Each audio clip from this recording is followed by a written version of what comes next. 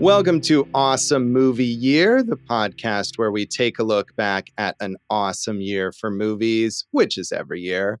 My name is Josh Bell, film critic and writer, and I'm joined by my co-host. I'm Jason Harris, filmmaker, comedian. And Josh, you're a Latka. Ha ha ha. Dave, you're a menorah. Ha ha ha. Hey, I'm a dreidel. Ha ha ha. Look at these sweet zinger ethnic slurs. Ha ha ha. Good stuff. Sophisticated humor here. Really going for the top of the line, right? If we had an Italian co-host, we could call him a pizza or something. Right. Hey, sell a stock. Don't eat another cannoli. Right. Ha ha ha. Good stuff here in this film. In this season of Awesome Movie Year, we're talking about the films of the year 2000, and we are here at our cult classic pick, which is Boiler Room, the stockbroker drama featuring quite a cast of young up-and-coming stars of the year 2000, and some very clever humor, as Jason has pointed out. Josh, when did Stock Bros become like this kind of cult subgenre? Obviously, you know, we know Wall Street was a big thing, but that wasn't, and we've done American Psycho this season, but this is like, now we're going to like, you know, Junk Bond Central over here. Yeah, well, I mean, Wall Street, I don't think you could call a cult film. I mean, like you said, it was a huge, huge hit. Yeah.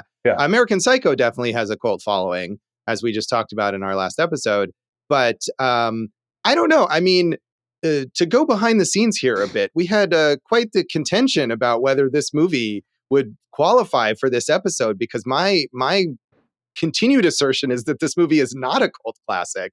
But you are correct that the Stock Bros are a go-to subject. I mean, we talk about The Legacy, you know, there's some pretty major films after this featuring that. And I feel like it's just an easy sort of target for villainy, right? Who doesn't hate the arrogant guy who takes advantage of naive people and steals their money, right? That's an easily hateable kind of character.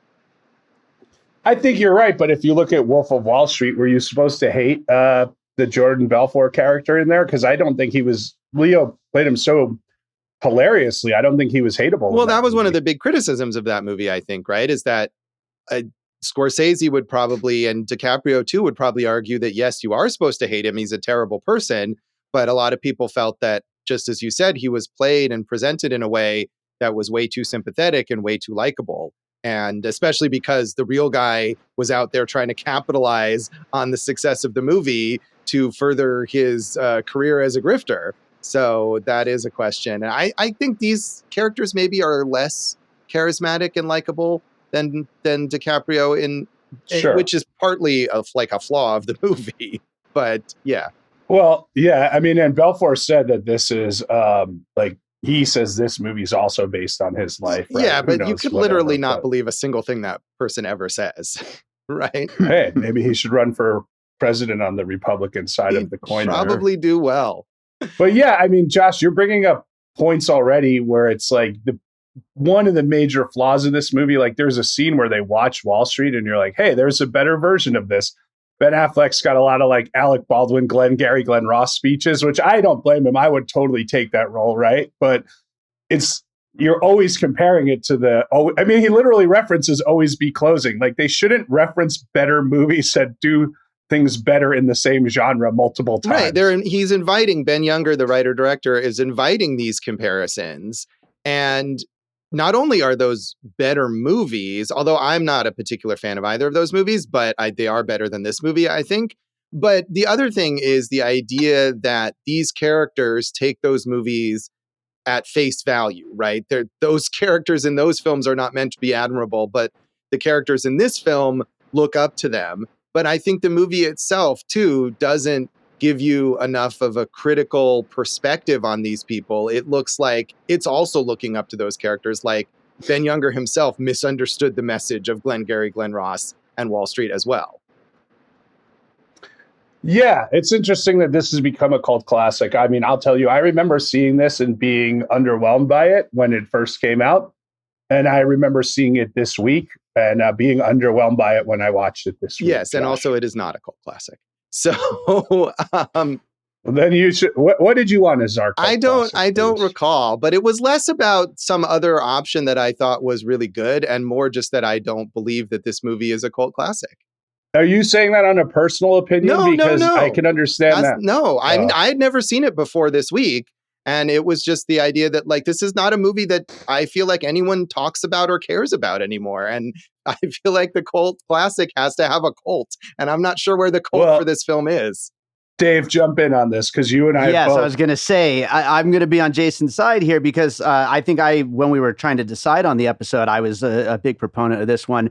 This movie for like hip hop heads, so to speak, is just.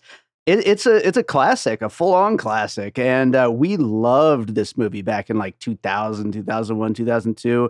Like, of course, Wall Street's better, but like it is that for this kind of new generation and this kind of new, point of view. It is a definite great like New York hip hop soundtrack, Josh. We had this argument already.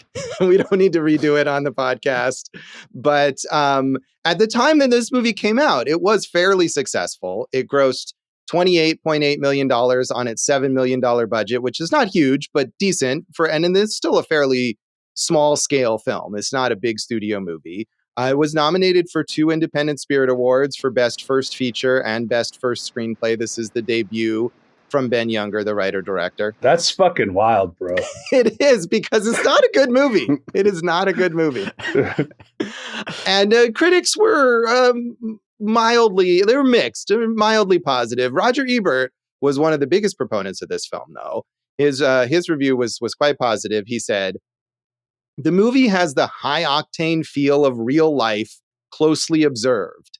It's made more interesting because Seth, the main character, isn't a slickster like Michael Douglas or Charlie Sheen in Wall Street, a movie these guys know by heart, but an uncertain, untested young man who stands in the shadows of his father, the judge, who he thinks is always judging him.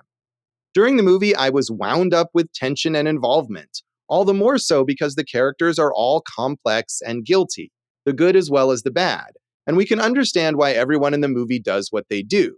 Would we? Depends." I probably would have when I was in college. I don't know if I would have like gotten to the extent of like selling junk bonds to old ladies and stuff. I wouldn't have done that. I actually somewhat had that opportunity when I had left after college, when I had moved out to LA, right? I was training all the casinos out there. They're totally different than here in Vegas, right? They train you, they pay you, blah, blah, blah. Not that they don't do that out here, but like they literally are like, hey, these are people coming to spend their like grocery money instead of, paying their rent or buying their food and everything. And we're going to teach you how to beat them. And I quit once that was kind of the cards were on the table, so to speak. So I wouldn't have done that, but I would have run my own illegal casino in college. So, and I think that kind of negates what Ebert was saying about the Seth character. He was already a slickster who was like rolling in the deep, so to speak, Josh. Yeah, I mean, he isn't a slickster in the sense of he's obviously not knowledgeable about Wall Street and about stocks when he starts in this company. And they hire him not because he knows about that stuff, but because he's been so successful at running this illegal casino. And as he points out later in the film, the illegal casino is more upfront in a way because he's honest about what he's doing. He's giving the customers what they want. They all know they're gambling their money. They all know they might lose all their money, and they're spending that money so they can enjoy themselves playing cards. Whereas with the stocks, he's tricking people essentially. So I think the point sort of still stands there, but you're right. He's not some like naive hick, like right off the bus or something like that. He's obviously a pretty smooth operator there, and that's why they hire him. That'd be an interesting premise, Josh. The kid from small town Indiana who has no knowledge of Wall Street at all and gets caught up in the big city sweep, right, Josh? I feel like that must be something already. There's got to be, that's a movie already that we're just not thinking of right now. But yeah, I would be a terrible salesman, so I wouldn't take that job anyway because I would be fired. But I don't know that I would be tempted, Jason, but I guess you're more like these bros here. No, like I said, I wouldn't be tempted to rip off people out of their money knowing that I've already proven that, Josh, by not taking that gig. But I was just meant the illegal casino thing where everybody knows what's going on. I'm all for that. And that does seem harmless. And I think the movie is in a way setting up the idea that was basically harmless and illegal versus the brokerage, which is legal technically, although maybe not actually, but is way worse, is way more predatory and dangerous. And now that I think about it, I literally just told you this story about how I wouldn't work for a legal casino trying to do that. But an illegal casino, let's go. Well, your point was that the legal casino was taking advantage of people or bilking people. They were targeting, it's not, hey, we're here in Atlantic City on vacation, right? It's like, hey, make sure you buy your kids school supplies. Nah, I'm going to go play blackjack. Like, I don't want any part of that. Right. So A.O. Scott in the New York Times was also fairly positive on this. He said, at its best, which is awfully good, Boiler Room avoids the thumping moralism that has made Oliver Stone the least misunderstood director in Hollywood. It's less about selling your soul than about feeling your oats. Boiler Room reflects the sensibility of the generation it holds up to critical scrutiny, and it's a cunningly ambiguous act of self-portraiture. Younger presents a world ruled by a gang of lawless, soulless children, like the island of lost boys in Peter Pan. But his film also shows us a group of actors and a filmmaker with soul to spare and talent to burn. Yeah, I mean, this is one of the more interesting things about it, Josh, is that you had mentioned it got 2 Independent Spirit Award nominees.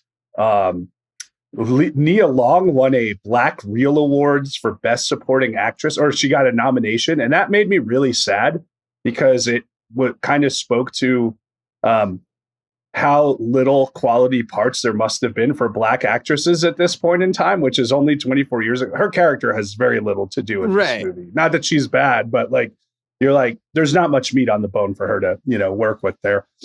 But Younger, with all this praise and this, it obviously had a propulsion to it. You would have thought he would have gone on and maybe been one of the new kids on the block. He made some other movies, but we never think of him. No. And that may be because he made a bad movie to begin his career with.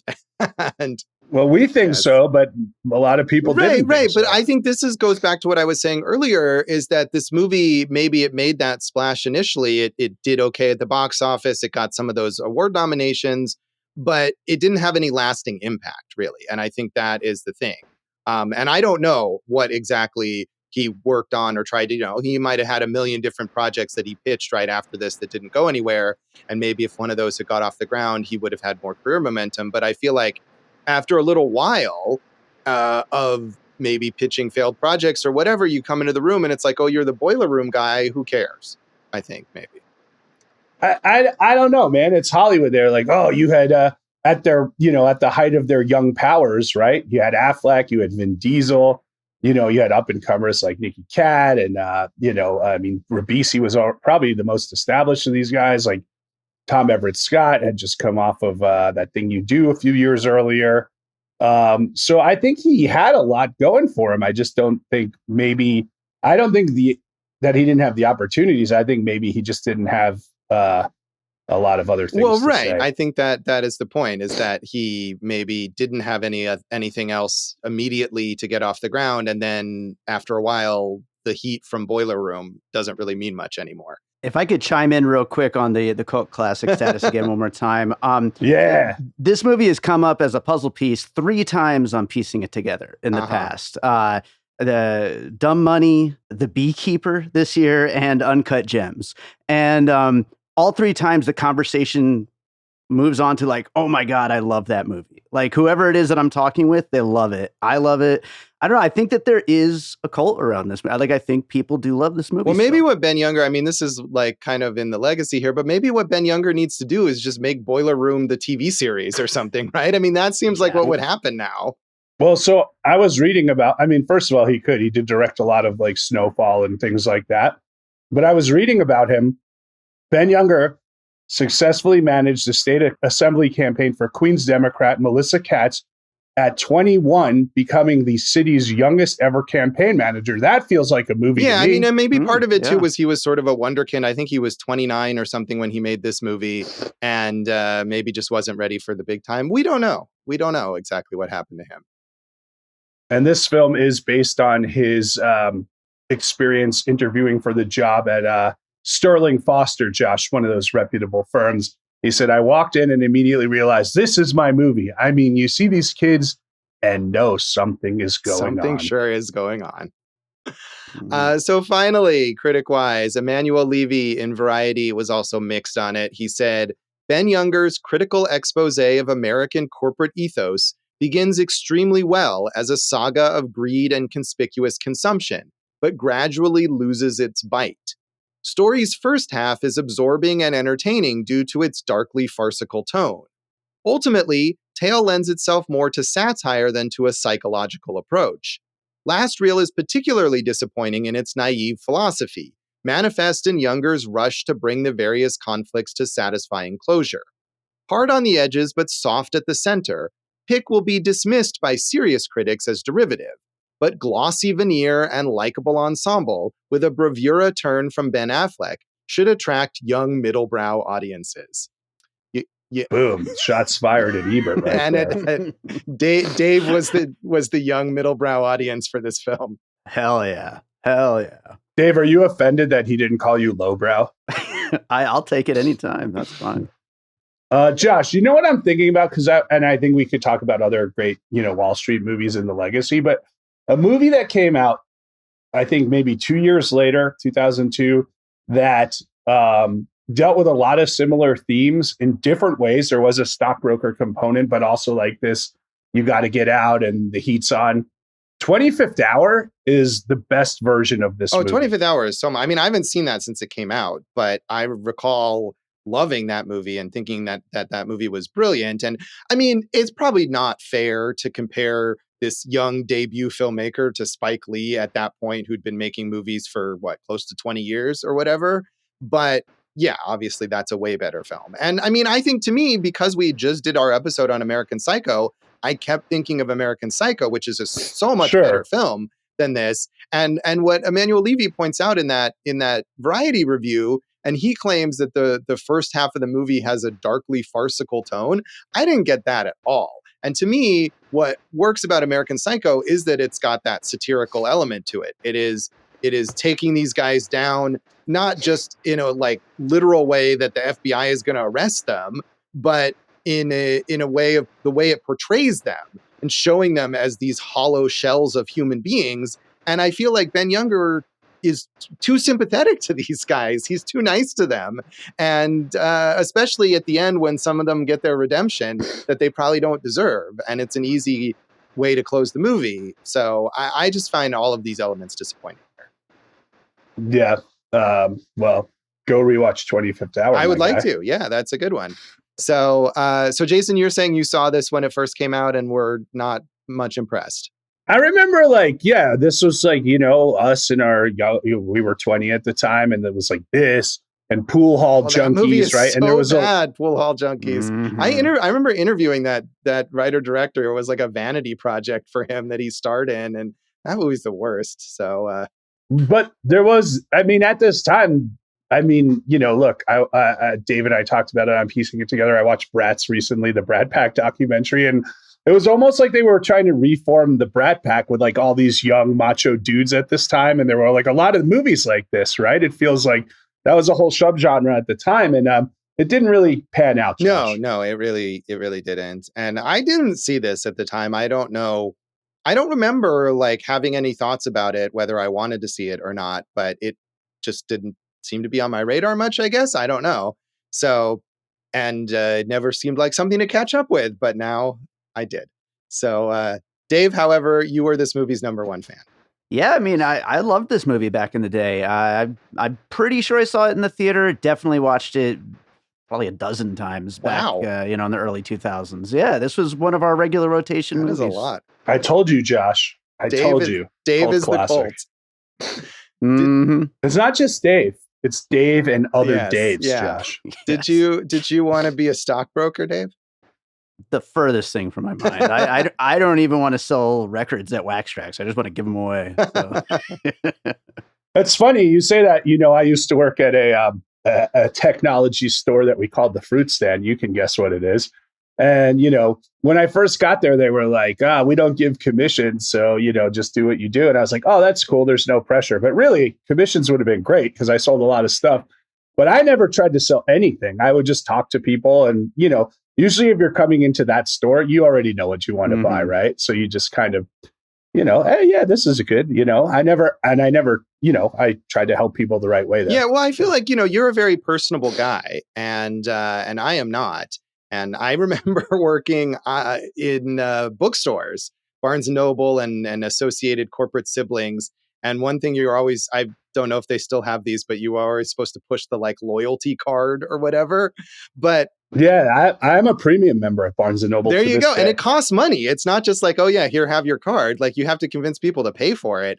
And I was no good at that. And there were at different times, it was like, sometimes I think there were quotas or there was pushes like, oh, we got to sell more of these or whatever. And I was never any good at that. So I don't think I could. And I was that was in a bookstore where people were there because they liked buying books and I couldn't sell them the card to get discounts on books. So, right. So first of all, I think it's the reason I'm a member today is because I want bookstores to succeed, even if it's corporate bookstore like Barnes & Noble, which is still great. Yeah, great bookstore. I like Barnes & Noble. Overall, it was not a bad experience. Yeah. So Josh, at the time I was working at Blockbuster and we had those cards too. And I got a special award from the district for selling so many of them. And I don't think it was oh, I really need to sell these. It was just oh, I'm here. This is something to do. And I was always joking with people, and certain people would and they weren't wrong. I'd be the guy would be I got to check with my wife. And I'd be all right, we see who wears the pants in this family. Right. And sometimes they would get really angry. And I was just too young to understand hey, that's not a good way to approach, right? But I was really good at selling stuff, Josh. If I wanted to be a real piece of shit on Wall Street, I could have been a real big piece of shit, Josh. I totally agree, Jason. Like I said, you're very personable. I mean, I think that's an important thing, right? For sales is that you can learn a lot of it like they teach the people in this film. But ultimately, if you don't have that kind of personality going into it, you're not going to succeed, I think. And so, you got the right personality for it. Yeah, I know one of our loyal listeners, Victoria Ribeiro, who I used to work for on guerrilla marketing. She would send me out to all these concierges to create relationships. And I did. And we both admit I was pretty lazy, but I'm good at creating relationships. Totally. Hi, Victoria. So anything else we want to say about the background of this film? Yeah, that idiot Matt Damon chose the Bourne Identity over this. What a moron. Was he up for the Giovanni Ribisi part, the main character? I don't know. I don't know if it was that or the who he would have been great at is the Tom Everett Scott part. Yeah. That's what I would have liked to have seen him at. I would have honestly, this Tom Everett Scott did not handle the business on this one, I mean, it's a small part, the guy who's running the show kind of behind the scenes, and we don't see him that often. But yeah, he seems a little too mild-mannered to be the evil mastermind behind all of this. Right. And I mean, you could almost see him that the way he took that character would have been better as a tech bro on Silicon Valley as opposed to this, right? Who's not necessarily built for this. Right. And because he's clearly meant to be built for this, right? He's meant to have come up with this whole scheme himself. Yeah. And I mean, Dave, did it remind you of all of the relationships in BlackBerry? Oh, sure. Absolutely. Yeah. This definitely fits in that kind of vein. Yeah. And all of those, I mean, Dumb Money is kind of in between there. But I mean, I think all of these movies about Silicon Valley and tech bros and stuff that we have now are clearly in this same genre. Right. So, Josh, 2 quick points. Your boy Vin Diesel, fam, had a good day because this came out the same day as Pitch Black. So he was on top of the world then. And there was also a different ending in which Seth's main victim, Harry, played by the great Taylor Nichols, who I love, goes to the boiler room armed with guns and ostensibly seeking a bloody revenge, was scrapped in favor of the FBI bust ending. So, but you can watch the first ending on the DVD. No, that's it. Does he kill them or he just shows up and threatens them? I don't know. I've never watched I have the DVD. I'll have to check that out. Yeah, Dave, report.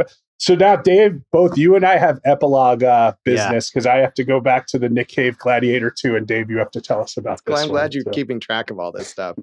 So yeah, we got to give you an assignment for the epilogue. We'll come back and talk more of our general thoughts on Boiler Room.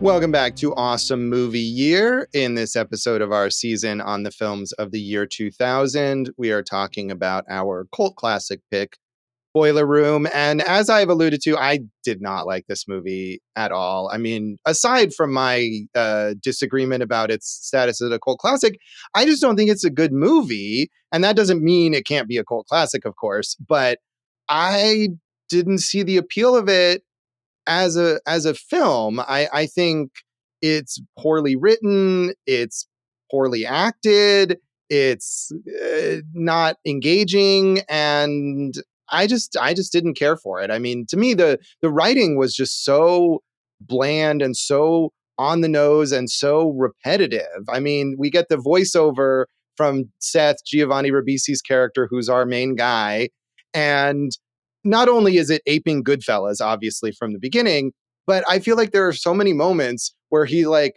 describes something that doesn't need to be described, or he like explains his own motivation instead of letting you understand this very basic motivation of the character. At one point toward the beginning, when he first goes to the firm and is interviewing, and he says something like, oh, this seemed like it was Wall Street, but it was really an hour away on the Long Island Expressway, blah, blah, blah. And then he says some more stuff. And then he says like, oh, these guys were dressing and acting like they were on the corner of whatever and whatever. But really, it was an hour away. It was like, you just literally said that like 10 seconds ago. Well, and they also show him driving there. Yeah. So, I mean, it's real. And another point where he says something like, oh, the money was great, but really, I just wanted my dad's approval. Like, thank you for telling us the theme of this film. Yeah. I mean, we got to get into the dad stuff a little more, but I agree. And amateurish. So I was with like the first half hour, and then it just kind of slowly drove over the cliff and just flew way down there. So I mean, at first I was like, oh, he's got some style. There's some pacing, like, there's a real like kind of the hip hop feel to it. I liked all that stuff. And then the more we got into the Boiler Room, the less interesting it got, as it should have ratcheted up. It went down for me. And like I said, this whole bit where Seth, played by Giovanni Ribisi, is kind of being mentored by Nicky Katt. And Nicky Katt had dated Nia Long, who broke up with him. And now, of course, she's interested in Seth. Like that love triangle, not love triangle, was a big miss for me also. Yeah, I mean, and they don't really like give you anything about her relationship with Nicky Katt's character. I mean, there's a scene early on where he's trying to give her a present of some kind and she's refusing it. And she's like, no, it's over. Like a black card or something, black Amex. Yeah, I don't know. But what exactly was their history? Because then at another point, she makes it sound like maybe they didn't really date and it was just him kind of trying to get with her or whatever. But I thought they were like, it seemed like they had at least slept together based on the conversation. Yeah, but maybe that he had a misconception about how serious it was or something. I don't know. The point is, as you say, it doesn't really give you anything with that. And then I guess we're supposed to care about her connection with Seth, especially when she kind of quote unquote betrays him by going to the FBI when they threaten her and her livelihood. And she's got to take care of her sick mom, who I don't think we ever even see. She's just like an off-screen voice like, hey, come here. So really not a whole lot of character development there.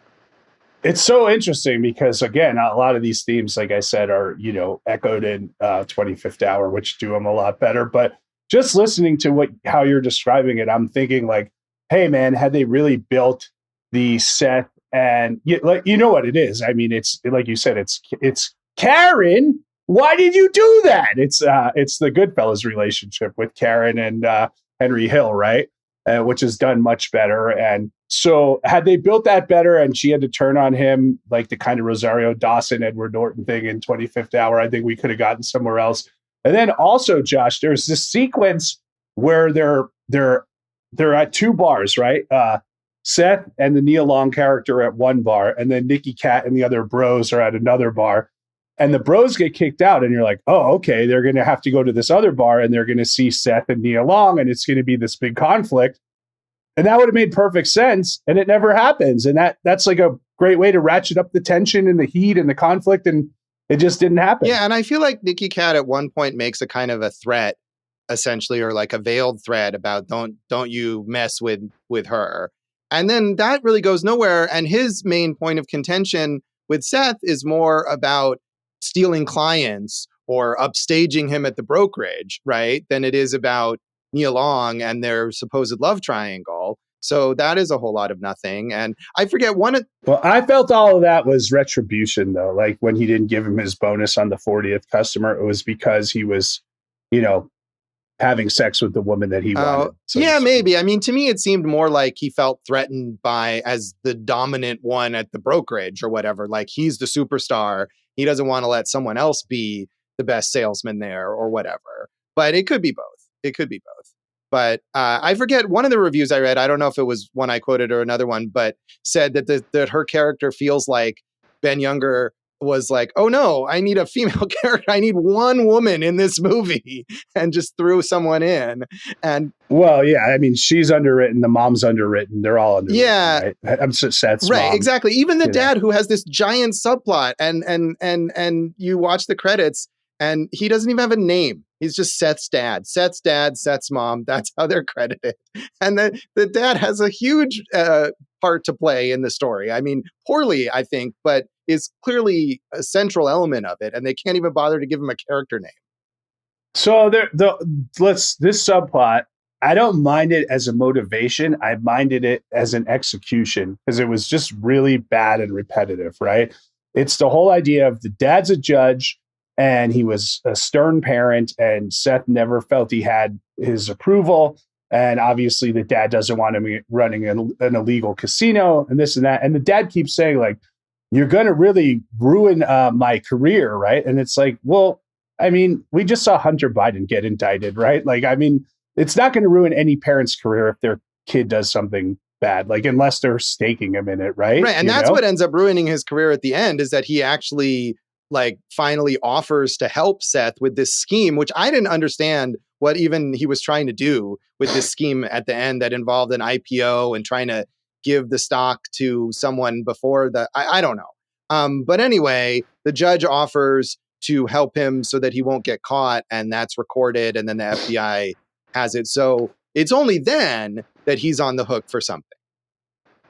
Right. And then Seth says, I won't testify if you do anything with my dad. So then, of course, the dad loves him for saving his career. But let's get into the other part of that subplot, which is this long story about when Seth fell off his bicycle, and the dad came over and he's crying, and then he slaps him because why did he slap him, Josh? Because it hurts so bad to see his son fall. And they just keep having the same conversation about this like multiple times with multiple characters. And it's really bad. It's really badly written. And it's really repetitive, and it doesn't, I mean, had they done it once, like had he just explained it to the Nia Long character and left it there, I'd have been fine. But this is like this recurring theme, like, oh, this is really going to bring up the humanity of this film. And what it does is just like, what are you doing? This is bad. And it's weird too, because he has this long moment where he tells Nia Long this whole story, and it's obviously very formative for him. And then later on, when we're trying to get to the point where we determine that the dad really cares about him or whatever, he doesn't even mention it. Like the dad is just like, oh, remember that time? I really felt so bad or whatever. And it's like, so you were also thinking about this exact same thing? Like nothing else ever happened in his entire life for the past 20 plus years, except this one incident. And this is the only moment in which both of you thought about whether he loves you. And also his character is so inconsistent. Like he is so mean and so cold at the beginning of the movie, just seemingly looking for any excuse to cut Seth off and don't ever come to the house and don't come to dinner and don't talk to your mom and whatever, and not willing to give him a chance at all. And at one point basically saying like, I'm not your friend. I don't, like we don't have a relationship. Like his idea of being a father is just some sort of business arrangement or whatever. And then suddenly he softens. And not only does he suddenly soften, but he makes it like, oh, you don't understand how hard it's been to be a parent. And this is my way of coping with it. And I've always loved you like this. And nothing about his character makes sense. And Ron Rifkin is a good actor who plays this part. But I feel like the writing is so bad that there's no way to sell this character. Josh, let me list a number of inconsistencies that I wrote down. I wrote a lot of them down, right? Okay, so at one point, the mom, when they're running the illegal casino, picks up a poker chip and says, what are these, drugs? Is the mom an idiot? Does she not know what a poker chip is? And why would she assume that something of that texture is a drug? Maybe it's got drugs hidden inside it? And inside the poker chip. Okay, well, we're going to traffic, I guess, with the dolls or whatever. At one point in one of Ben Affleck's speech, he says, look at the smile on my face, but he's not and smiling. Ben Affleck is, so you can keep going, but Ben Affleck, this is one of his worst performances. Okay, so the Nia Long sequence that we're referencing where they're out at the bar, she says, they've already established the little relationship with the dad that he doesn't really want to get into. And then so he asks Nia Long about her dad, and she says, I don't want to talk about my father either. And then in the next scene, she's like, tell me a story about your dad, even though she's already established that she accepts she doesn't want to talk about it. Tom Everett Scott is in the first scene seeming like a big deal and then doesn't come in for 49 minutes after that, which is terrible structure. And that first scene, that's like a flash forward, like an in medias res opening. There's no purpose to that whatsoever. It's not even like the moment where everything falls apart or it's not a pivotal moment in the story at all. And we start with it as if we're building up to it. Right. And that he's like this guy that they're all like kind of, fawning over, but we never see any of that. Taylor Nichols, who I do love, Josh, doesn't come in until an hour and then becomes a huge plot arc character. I was so baffled by his entire character. Like, why are we suddenly watching this guy, this one guy out of everyone they've swindled or whatever? And he wasn't even unique. He was just, he wasn't like some sort of super tragic case or whatever. He was a successful middle-class guy who they convinced to spend his money. And he wasn't interesting at all. And we get to a scene where at one point where his wife is leaving him with the kids. Like, I don't even care about this lady. The kids haven't even had lines. Like, what is the purpose of any of this? You know how they could have made that work, Josh? One, you bring him in way earlier into the movie. And two, he already has a relationship with Seth. Maybe he's a neighbor. Maybe he's a customer at the casino. Anything to give it some personal stakes. Like, oh, I'm ripping off a dude who I know who I shouldn't be ripping off, right? So that would have really ratcheted. Yeah, and the idea, especially at the finale, is that Seth cares so much about this guy. Like, oh, we got to get this guy's money back. Like, has he not achieved all of his success by swindling so many other people just like this guy? Like, why is this the guy, other than that we've seen him and we haven't seen anyone else? We're destroying Dave's sense of worth right now. But Josh, I have more, Josh. At one point, I think he's on the phone with Taylor Nichols. He's like, Dan Dorfman on CNBC said this is the stock to watch. And it's like, I know it's the year 2000, but the internet's already around. You could look up Dan Dorfman stock picks, right? And see if it's a fake or whatnot, right?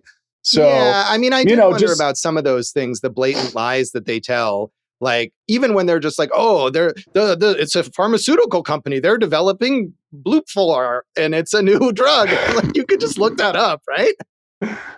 Yes. And that leads me to the last two. The last one, we'll come back to that. But, like you had mentioned that at one point, Seth tries to bring his dad in on the scam. At what point in the movie do we ever think that his dad might go for any scam? All he does is like straighten up, follow the law. Don't ever bring this shit to me ever again. I don't care. I'm a judge. So it's like, I don't think he would, there's no motivation for him. Like, hey, Dad, I know you hate illegal stuff, but you're really going to go for this one? Yeah. I mean, to the point where I was like, there's something else. There must be something else going on in this scene. Like, he must be faking this because he knows they're being recorded or something. Like, this makes no sense for him to say this, but no, he really is just trying to do that. Yeah. So, and then Josh, the last one, we're talking about that Michael character and looking things up and everything. Okay, Michael, that's the Tom Everett Scott character who runs this whole company, right? So he should be, and he's doing a lot of work to keep the authorities away from him. He's really invested in whatever illegal things he's doing, right?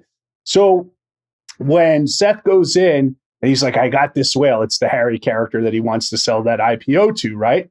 He goes, he runs the largest food company in Wisconsin.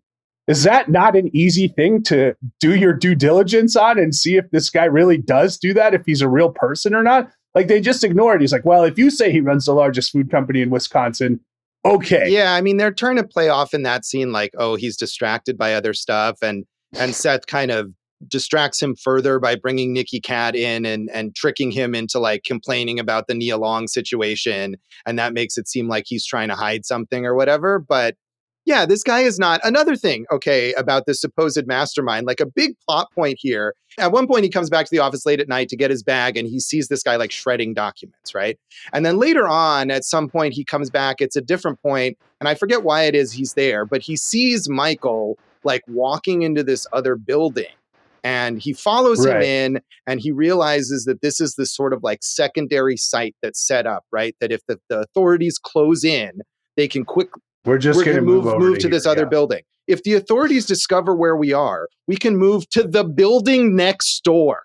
That's where it is. It's the building next door. Yeah, but it's not the same building. Josh, so you want to give Dave a chance to defend this film? What is it that you like about this film, Dave? I mean, I just thought it was a really enjoyable movie.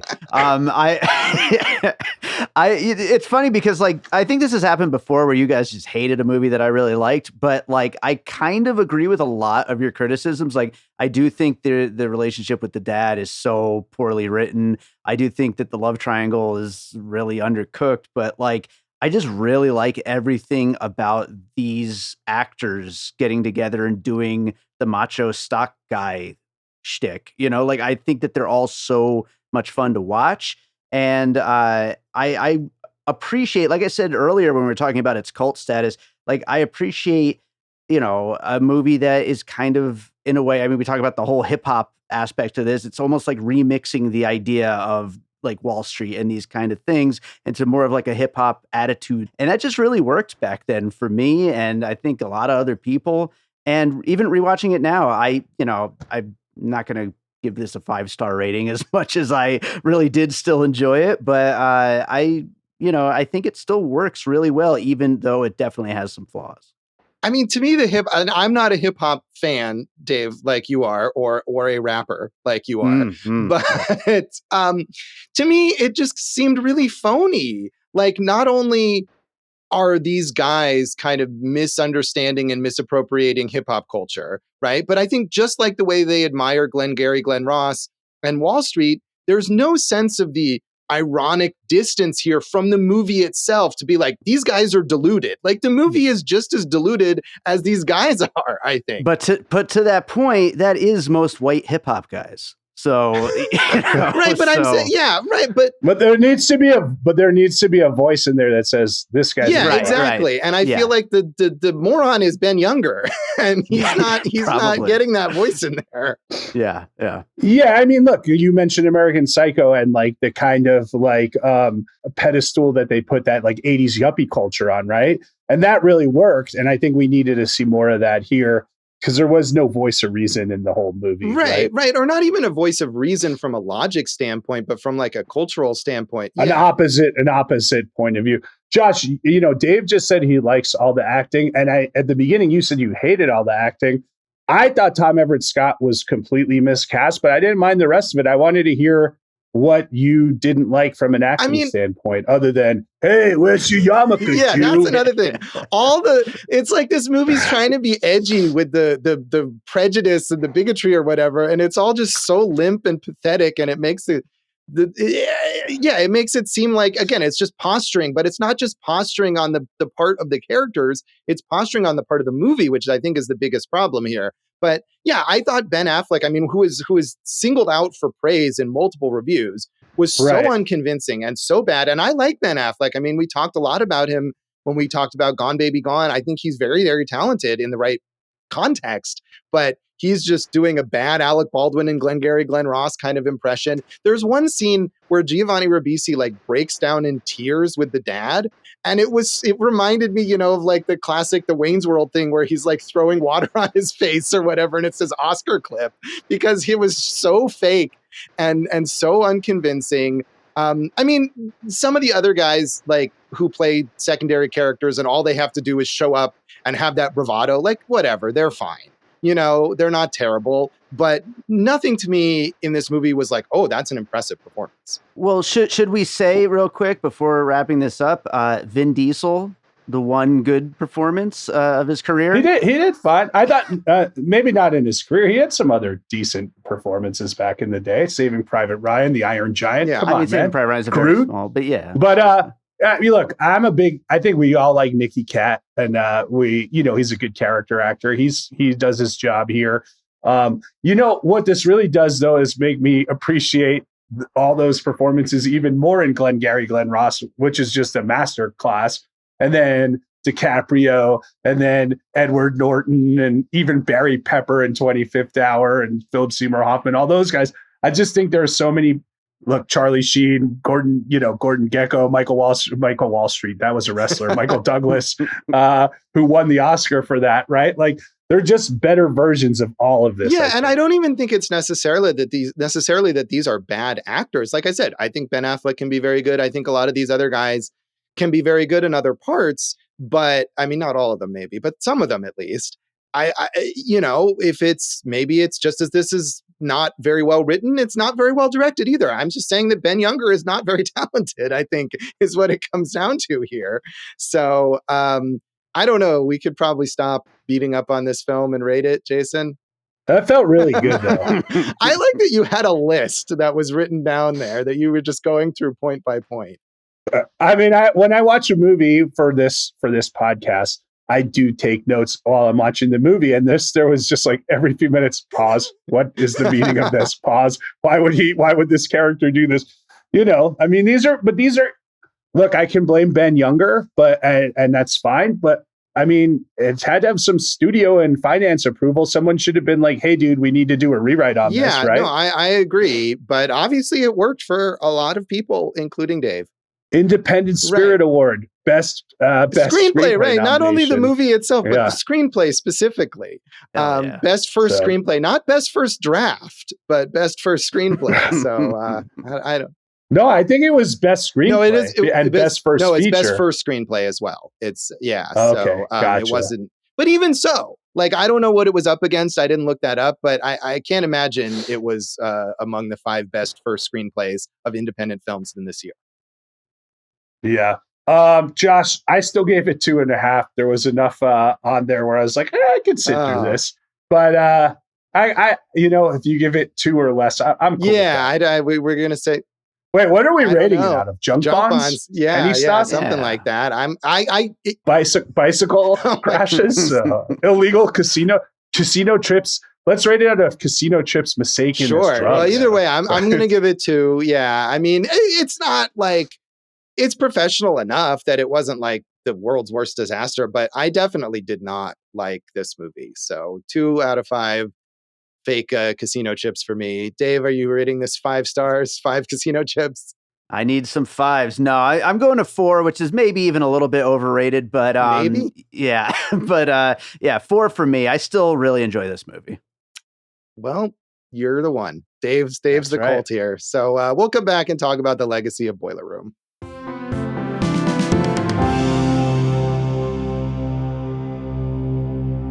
Welcome back to Awesome Movie Year. In this episode of our season on the films of the year 2000, we are talking about cult classic pick Boiler Room. And we've talked a lot about sort of the subsequent career or non-career of Ben Younger, the writer-director, who seemingly made kind of a splashy debut with this film and then didn't have much of a big career after this. He did write and direct 2 more feature films over the next 16 years. Prime, which I have not seen, and Bleed for This, which is a boxing biopic starring Miles Teller and is very much in this vein where it's like, hey, I saw Raging Bull. I want to make my shittier version of that. And there it is. That's about Vinny Pazienza, who had one of the great nicknames in boxing, the Tasmanian Devil. Did you guys go to the premiere of that at the Palms? Because they had Miles Teller was there, everybody was there. Me and our buddy Chad Clinton Freeman went, and yeah, it's a terrible movie. And Miles Teller was a real dick that night. I mean, that's his thing, right? I saw it. I think I did see an early screening of it, but it must not have been that one. So wait, I gotta ask the proper follow-up, Dave. What did Miles Teller do that made you think he was a real dick? I forget. I think Chad was maybe trying to get an autograph or something, and he was like, "Yeah, sure, bro," and like kept running the other way and just completely ignored him. Yeah, I didn't go to that. Prime probably is better, but I haven't seen that either. It's got Uma Thurman and Meryl Streep. They are good, but I don't have any optimism for that film. And as you said, he's done more TV directing lately in his career, and it doesn't seem like he's set up to make another feature film. But I do think that he could totally pitch Boiler Room, the TV show, and that seems like something some streaming service would go for, and they would give it 8 episodes and no one would watch it, and then it would never come back. But he could get it going. No, people would watch it because it's got a cult classic status. Right. Yes, you could get Giovanni Ribisi back, and it's about Seth's son doing something or whatever. Giovanni Ribisi, Josh just saw his feature debut as a director of photography. Yeah, Strange Darling is an upcoming horror film from J.T. Molnar is the writer-director, who's a Vegas guy. So I got a chance to talk to him. And according to him, at least, Giovanni Ribisi, incredibly passionate about cinematography.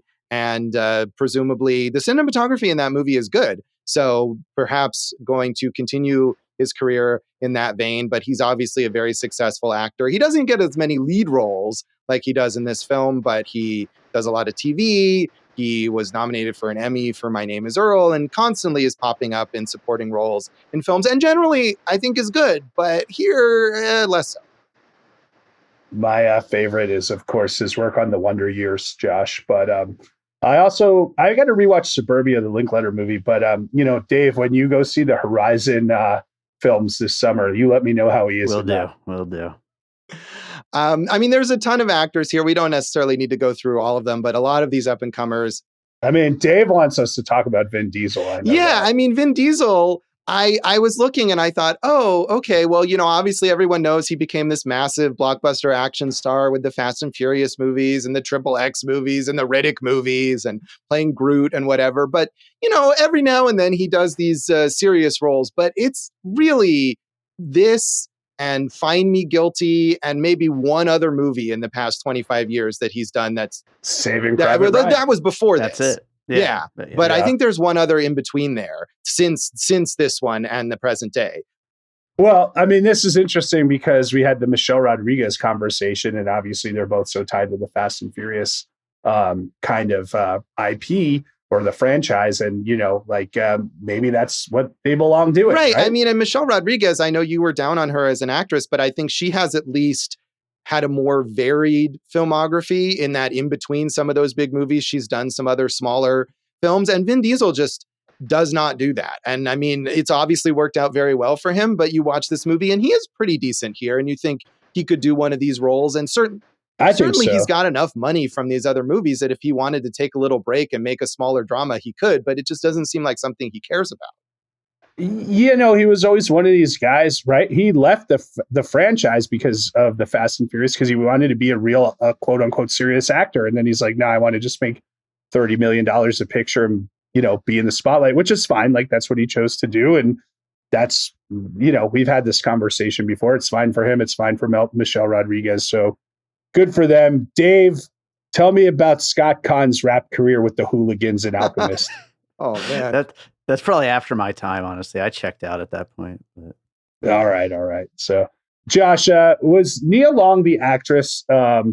We talked about an actress recently, a Black female actress who was complaining about the types of parts that were available around this time. And this is a great reference to that. And she's a quality actress. You want to see her get better work. Yeah, I don't know if that was her that we talked about, but I agree. I feel like it's a missed opportunity that she hasn't had a bigger career. I mean, she works steadily, and I'm sure she does well for herself. But I remember watching The Best Man, which I think came out in 1999 and was a very successful movie, is a big ensemble piece. And watching that movie, and she is so good in that, and thinking, and not only is she really good, but she has so much charisma.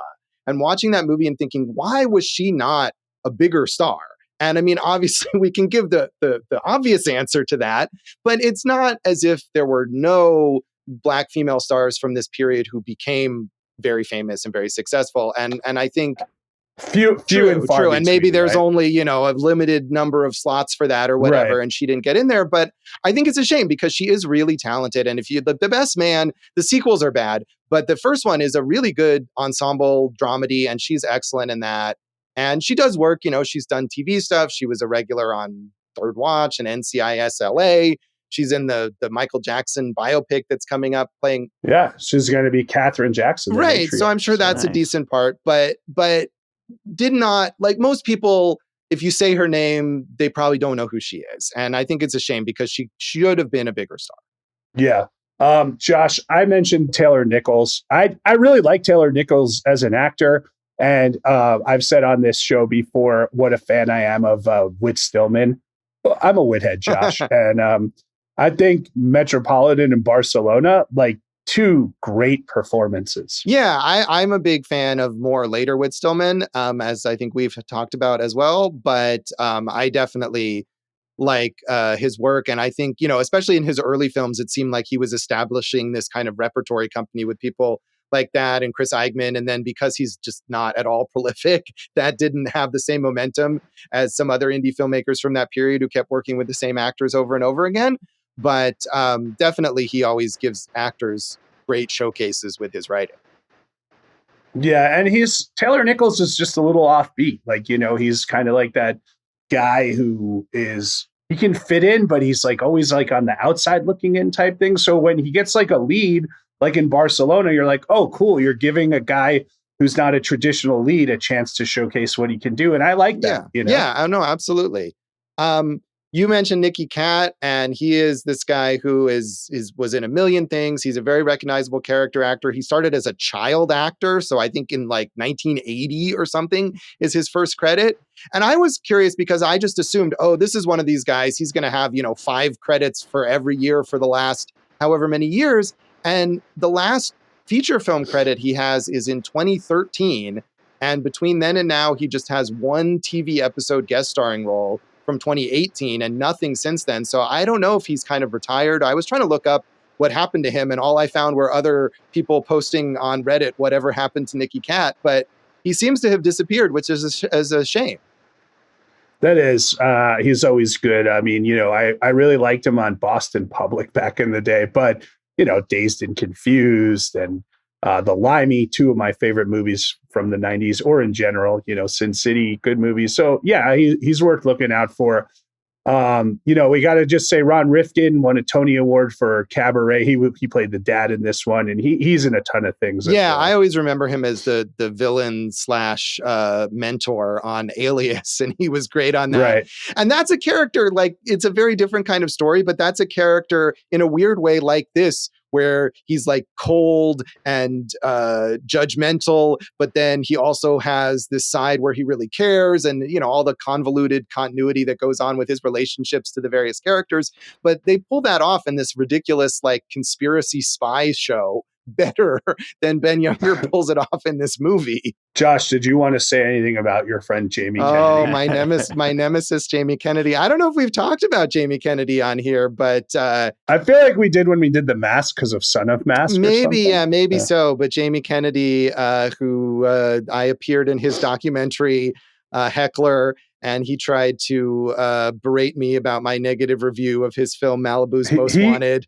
Can I say he eviscerated you the same way that these characters make fun of each other on the most basic level, right? Yeah, I feel like I thankfully have come off decently in that film, which I probably should not have agreed to do. And then a couple years ago, I wrote a kind of retrospective article about it on its 15th anniversary, and Jamie Kennedy made a 30-minute YouTube video about me, which I could not watch all of, but definitely still is not over that, I guess. We gotta see that. I've never watched that either. But Josh, just to end this on a little happier note, if you look at what Ben Affleck has coming up, right? Dave, you're going to be excited for the last two. He's directing Witness for the Prosecution. That's a remake, right, Josh? Yeah, that's an Agatha Christie story that's been made a few times. And the most famous is a Billy Wilder film from, I think, the 50s, which is really good. Cool. But is it as good as the upcoming Accountant sequel that Ben Affleck's going to be in? Yeah. And Dave, if that's not enough for us, Dave, he and Matt Damon are going to be in the new Joe Carnahan movie, R.I.P. That is probably my number one most anticipated movie. I mean, I am not a big Joe Carnahan fan, but my point is, like, I'm happy to see whatever Ben Affleck is doing. I will be curious to check it out. I think he's often really good. It's just not so in this film. I mean, we can run through, there's like a few names that we haven't mentioned who went on to bigger careers, or at least recognizable careers. Mark Webber, Anson Mount, Kirk Acevedo. We talked about Scott Conn a little. So, I mean, all of these people that they show up in this film and you're like, oh, hey, I know him, even in these very small parts. So I feel like that's the big takeaway here. Yeah. Bill Sage, a lot of work at Hal Hartley. Tom Everett Scott was good as the husband on I'm Sorry. I'm good. Do we want to mention any other favorite stockbroker movies or Wall Street movies that have come after this? Oh, man. It's tough to, I mentioned the three of them that I think, Josh. I mean, I know you don't like The Big Short, but I kind of look back at like that. But my three would be the three that I mentioned earlier. So, yeah, I mean, one other thing that I think is like a better version of something like this is J.C. Chandor's Margin Call.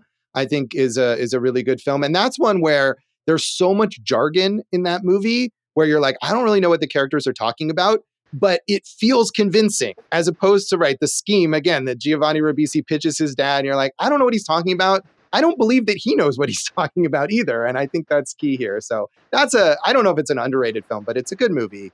I'll give you one other, Josh, that I like, Richard Gere in Arbitrage. I thought that was really good. I know you're a big fan of Arbitrage, another concept I don't understand. So I mean, not a good title to get people into your film, but a good film. True. So, Dave, did you want to have a last word here on anything left in this film's defense, or how it's aged over the past 24 years? Just go check out the soundtrack. It rules. Yeah, listen to that separate from the film, I think. So that is Boiler Room, and that is this episode of Awesome Movie Year. You can sell us some stocks online and on social media. Yeah, why don't you do that? We're at awesomemovieyear.com. Awesome Movie Year on Facebook and Instagram. Awesome Movie Pod on Junk Bond, the platform. I'm Jason Harris Comedy, or Jay Harris Comedy, on all the things. Eat This Comedy coming back August 4th. And you're going to get your money's worth, unlike with this movie, over at Echo and Rig in Henderson. So come check that out. Jay Harris Comedy, Jason Harris Comedy. Go for Jason on Letterboxd. Some old things for me at joshbellhateseverything.com. I'm at Josh Bell Hates Everything on Facebook, at Signal Bleed on X, Twitter, and on Blue Sky and Letterboxd. And if you're on Letterboxd and you watch this movie or any movie that we talk about, tag your review, Awesome Movie Year. We'd love to know what you think about any of the movies we cover on this show. You can listen to our producer, David Rosen's awesome podcast, Piecing It Together. Check out Piecing It Together wherever you listen to podcasts, and follow us on social media at Piecing Pod, and join our Facebook group, Popcorn and Puzzle Pieces. I'm sure we'll get some people who are big Boiler Room fans who are appalled at our take on this. I'm good. I'm excited for that. I like those opposite points of view, Josh. I hope Dan Dorfman from CNBC writes in. Yeah. Is he even a real person? I don't know. Probably not. Jason, what's in our next episode? Hey, Josh, it's our audience choice episode, and I'm delighted to say the audience chose High Fidelity, a movie that I really loved when it came out and haven't seen since. So I'm excited to watch that. Yeah, I actually am in the same boat on that. I liked it a lot when it came out and haven't seen it since. So that was our music-related films poll, and you chose High Fidelity. So tune in next time for that. And thanks for listening to Awesome Movie Year. Thank you for listening to Awesome Movie Year. Make sure to follow Awesome Movie Year on Facebook, at Awesome Movie Pod on Twitter, and at Awesome Movie Year on Instagram. And if you like the show, review us and rate us with 5 stars on Apple Podcasts.